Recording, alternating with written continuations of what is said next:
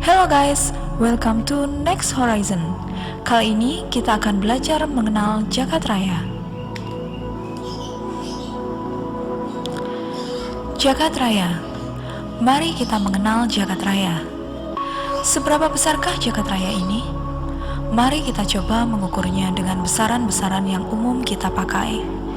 Pesawat jet tempur tercepat mampu menempuh 1 km atau 0,6 mil dalam waktu 1 detik, 3 kali lebih cepat daripada kecepatan suara. Meski secepat itu, jet ini membutuhkan waktu 1 juta tahun untuk mencapai galaksi yang paling dekat dari sistem tata surya kita, yaitu Proxima Centauri. Jika jarak antara galaksi kita dan Proxima Centauri direduksi menjadi sebesar kerupuk dalam bubur sarapan pagi, maka galaksi terjauh akan berada di sisi lain bumi dari tempat Anda menikmati bubur tersebut. Dengan skala seperti ini, tampak tidak masuk akal jika para astronom mengklaim bahwa mereka banyak tahu tentang sistem kosmos dan semua isinya.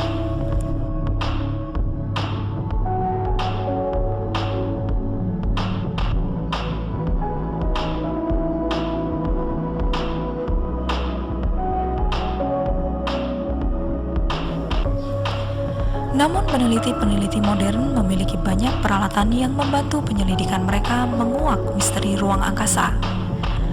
Abad terakhir ini memperlihatkan banyak kemajuan dalam bidang sains dan teknologi dibandingkan abad-abad sebelumnya.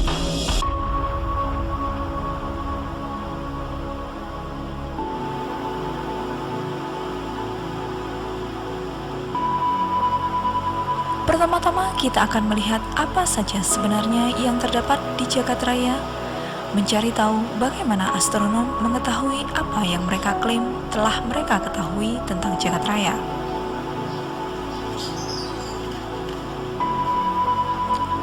Perjalanan singkat menjelajahi Jagat Raya. Di semua arah di sekeliling kita terbentang sebuah semesta dari berbagai planet, komet, bintang, galaksi, nebula, serta awan debu dan gas. Pada malam yang gelap dan tak berawan, Anda mungkin dapat melihat ribuan bintang, 1 atau 2 planet, dan beberapa gugusan kecil menggores di langit. Satu di antara gugusan-gugusan tersebut adalah sebuah galaksi lain, Andromeda, sebuah gugusan bintang yang sangat besar dan objek terjauh dan terbesar yang bisa Anda lihat dengan mata telanjang. Andromeda berjarak 2,9 juta tahun cahaya dari bumi dan berdiameter lebih dari 100.000 tahun cahaya. Dalam konteks Jagat Raya, Andromeda termasuk galaksi yang dekat. Untuk skala yang sangat jauh, para astronom mengukur jarak dalam satuan tahun cahaya. Sekarang, kita akan memulai sebuah perjalanan untuk melihat apa lagi yang ada di luar sana, dimulai dengan objek terdekat, planet. Planet. Sebelum tahun 1800, planet-planet yang dikenal hanyalah 6 planet terdekat dengan matahari dari 9 planet yang menyusun tata surya kita. Namun para astronom sekarang mengetahui bahwa planet adalah benda langit yang umum dan kemungkinan besar terdapat di seluruh bagian Jagat Raya. Planet dibagi menjadi 2 jenis. Planet-planet yang kecil disebut planet terestrial, tersusun atas materi yang sebagian besar berupa batuan dan logam, berpermukaan keras dan bisa memiliki atau tidak memiliki atmosfer. Merkurius, Venus, Bumi, Mars termasuk jenis planet ini. Planet lain, Jupiter, Saturnus, Uranus, Neptunus, serta semua planet hingga kini telah ditemukan di sekeliling bintang-bintang lain, berukuran beberapa kali lebih besar dan dikenal sebagai bola raksasa, meski planet ini sebenarnya tidak tersusun dari gas. Bola gas raksasa tersusun dari hidrogen dan helium, yang di bumi berwujud gas, tapi di planet-planet raksasa tersebut materi ini berwujud cair. Jadi, bola gas raksasa sebenarnya adalah sebuah bola liquid super besar yang berputar. Planet-planet ini memiliki atmosfer yang bercampur dengan interiornya dan mungkin memiliki inti padat.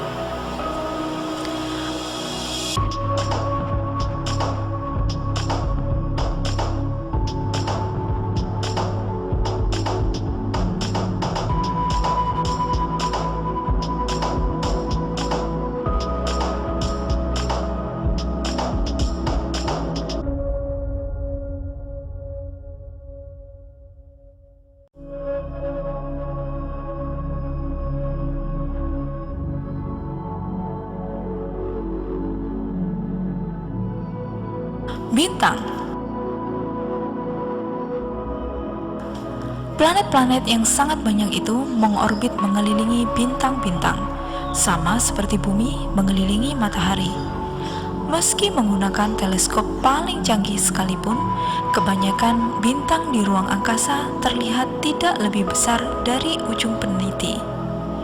Padahal kenyataannya bintang adalah bola gas masif dan panas berdiameter puluhan atau bahkan ratusan ribu kilometer.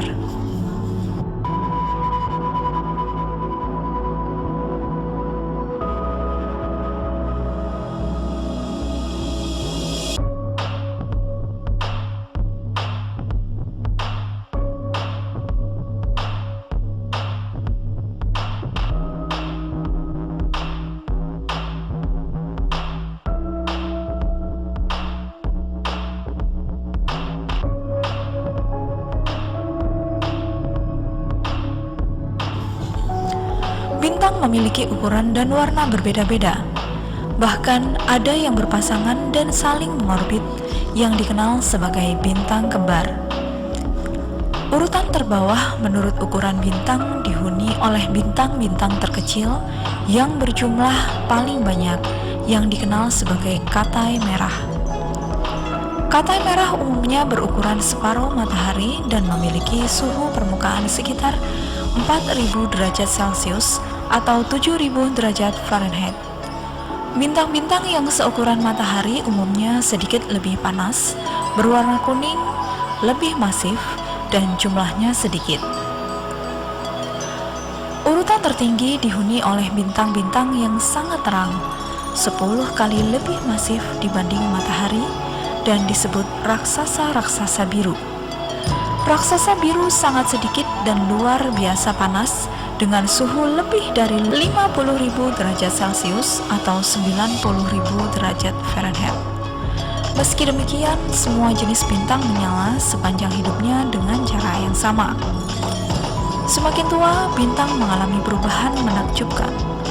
Misalnya, matahari akan mendekati ajalnya dengan mula-mula membengkak menjadi sebuah monster bintang yang disebut raksasa merah, yang berukuran ratusan kali lebih besar dari bintang biasa meski jauh lebih ringan. Tahap ini diikuti peluruhan dan kematian. Penyiksaan bangkai kecil yang disebut katai putih yang berukuran 100 kali lebih kecil dari bintang biasa.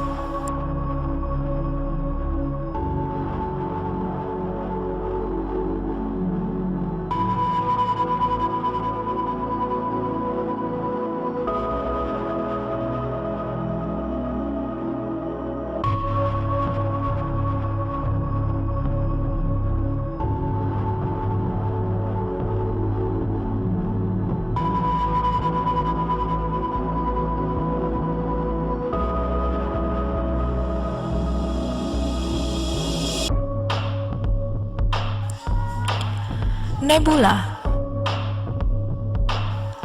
Awan-awan gas dan debu yang disebut nebula, yang di dalamnya terlahir banyak bintang, merupakan reservoir hidrogen dan helium raksasa. Nebula juga mengandung sedikit gas-gas lain, serta butiran-butiran karbon yang diselimuti es.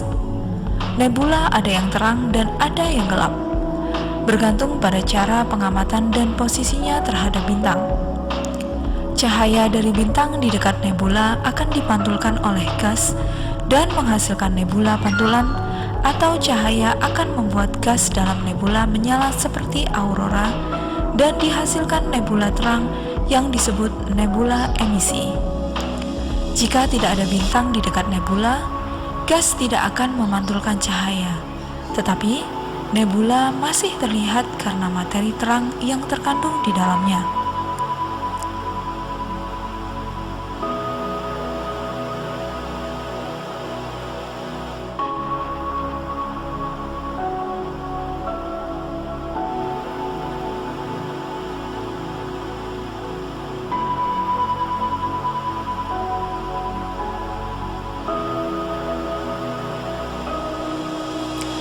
Nebula terbesar adalah awan-awan molekul raksasa.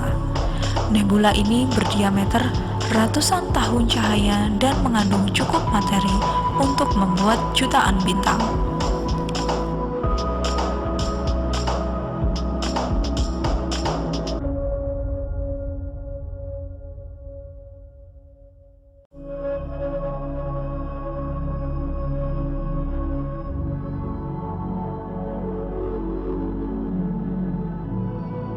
Mari kita belajar tentang galaksi.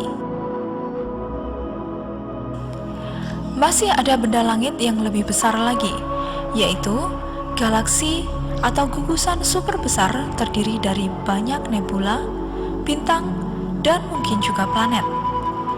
Galaksi memiliki 3 bentuk dasar. Bima Sakti merupakan contoh galaksi spiral yang memiliki sekitar 200 miliar bintang. Seperti namanya, galaksi spiral memiliki distribusi bintang dan nebula berbentuk spiral dan umumnya datar seperti cakram. Akan tetapi, bagian tengah galaksi jenis ini mengembung sehingga jika dilihat dari samping seperti sepasang telur mata sapi yang dilekatkan di bagian bawahnya. Galaksi-galaksi terbesar ini adalah galaksi-galaksi elips. Galaksi elips beberapa kali lebih masif dibanding galaksi spiral dan berdiameter lebih dari 100.000 tahun cahaya. Galaksi elips berbentuk seperti bola rugby raksasa. Namun, ketiga sumbunya memiliki panjang yang berbeda. Galaksi elips juga berbeda dengan galaksi spiral dalam hal galaksi elips mengandung sangat sedikit materi nebula sehingga memiliki sangat sedikit bintang baru. Yang terakhir, galaksi tak beraturan, yaitu galaksi yang tidak termasuk dalam 2 jenis galaksi di atas. Meski demikian, tidak semua galaksi jenis ini berbentuk acak-acakan seperti namanya. Beberapa galaksi ini berbentuk hampir seperti cakram dan seperti galaksi spiral yang memiliki titik-titik aktif pembentukan bintang tapi tidak memiliki lengan spiral yang jelas. Gugusan klaster galaksi. Seperti bintang-bintang yang cenderung berkelompok membentuk galaksi karena pengaruh gravitasi, galaksi-galaksi juga cenderung berkelompok membentuk gugusan atau klaster yang lebih besar. Klaster yang besar seperti klaster Virgo terdiri dari ribuan anggota dan berdiameter kurang lebih 20 juta tahun cahaya. Klaster-klaster kecil seperti grup lokal yang anggotanya termasuk galaksi Bima Sakti dan Andromeda beranggotakan hanya sekitar 30 galaksi kecil yang terbentang sejauh 5 juta tahun cahaya. Seperti galaksi, klaster galaksi terkaya umumnya menunjukkan struktur tertentu, yaitu galaksi-galaksi masif, biasanya berbentuk elips atau mendominasi pusat klaster. Kerapatan di pusat klaster sangat tinggi, dengan jarak antar galaksi sangat dekat, jauh lebih rapat dibanding susunan bintang-bintang. Namun, semakin jauh keluar dari pusat klaster, kerapatannya semakin menurun dan galaksi-galaksinya menjadi lebih kecil, tidak teratur, berjauhan, dan tiap galaksi hanya terdiri dari beberapa juta bintang.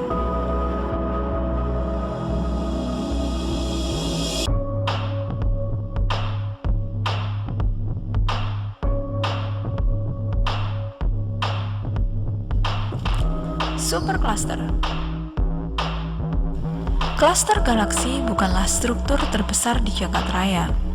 Seperti galaksi yang cenderung berkelompok, semua klaster galaksi juga cenderung berkelompok membentuk kumpulan yang luar biasa besar disebut supercluster. Pada skala yang sangat besar ini, jagat raya berbentuk seperti busa sabun raksasa. Lembaran-lembaran raksasa dari klaster dan supercluster yang masing-masing terdiri dari miliaran galaksi membentuk dinding atau filamen dari gelembung busa sabun raksasa tersebut. Di dalam gelembung ini terdapat ruang-ruang kosong yang sangat besar yang oleh karenanya disebut void dengan diameter mencapai 150 sampai 200 juta tahun cahaya. Hampir semua materi tampak di seluruh jagat raya terletak dalam lembaran filamen raksasa ini. Meski ada miliaran galaksi, sebagian besar ruang di jagat raya merupakan ruang kosong. Hanya ada satu yang lebih besar dari supercluster jagat raya itu sendiri. Membandingkan jagat raya dengan asteroid terbesar sama halnya dengan membandingkan asteroid itu sendiri dengan partikel subatomik terkecil yang disebut quark.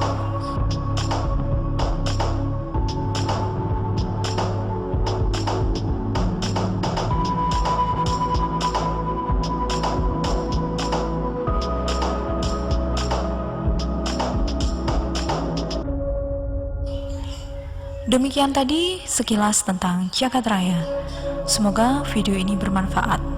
Jangan lupa untuk share, like, dan subscribe. Terima kasih dan sampai jumpa di video-video selanjutnya.